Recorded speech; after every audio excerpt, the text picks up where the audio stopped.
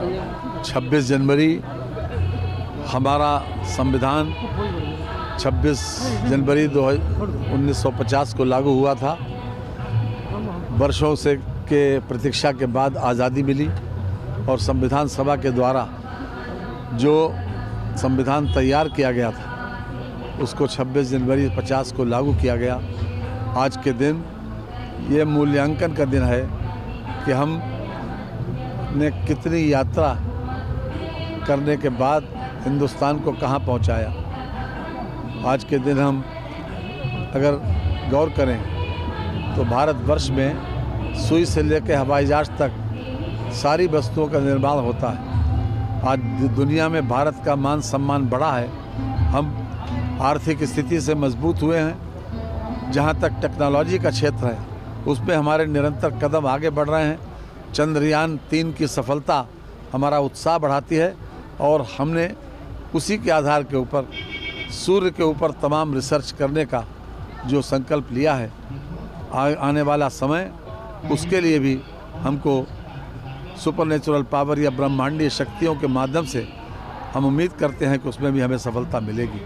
आज भारत का हर नागरिक, भारत का हर कैडर, भारत के हर वर्ग के लोग ये महसूस करते हैं कि भारत का वर्तमान नेतृत्व अत्यंत उत्साहवर्धक है, अत्यंत उत्साहदायी है और जिस उद्देश्य से हमारे स्वतंत्रता संग्राम सेनानियों ने भारत को आज़ाद कराया था उनके सपनों को पूरा करने में पूरी तरीके से सक्षम है और पूरे प्रयासरत हैं। प्रधानमंत्री जी को हम बधाई देते हैं कि उन्होंने देश के सामने जो चुनौतियां थी उसको खिसकाया नहीं, उसको टाला नहीं, बल्कि उसको फेस करके उसका समाधान किया।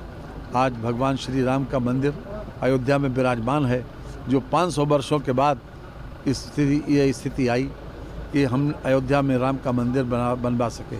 साथ ही साथ कश्मीर में धारा 370 को हटाकर कश्मीर को देश की मुख्य धारा से जोड़ सके और चाहे किसान हो, चाहे नौजवान हो, चाहे व्यापारी हो, चाहे आम आदमी हो, हर तरह से हमारी मूलभूत सुविधाओं में इजाफा हुआ है।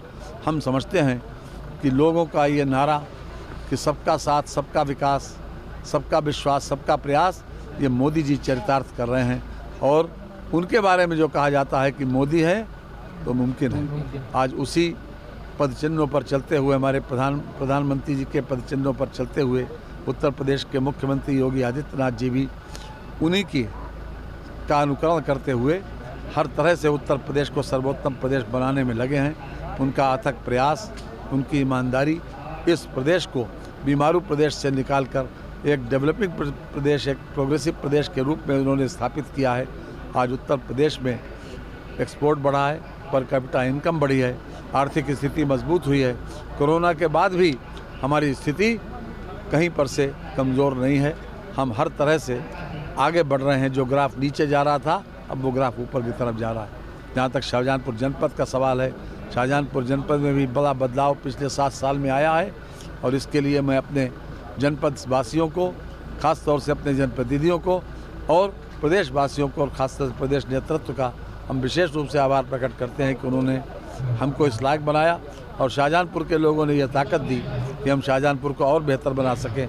आगे भी हमारा लक्ष्य है कि शाहजहांपुर अधिक से खूबसूरत हो, शाहजहांपुर में हर सुविधा हो और शाहजहांपुर में वो सारी चीज़ें जो बड़े से बड़े नेताओं के हिंदुस्तान में हों वो हम आपके कदमों में ला कर रखें।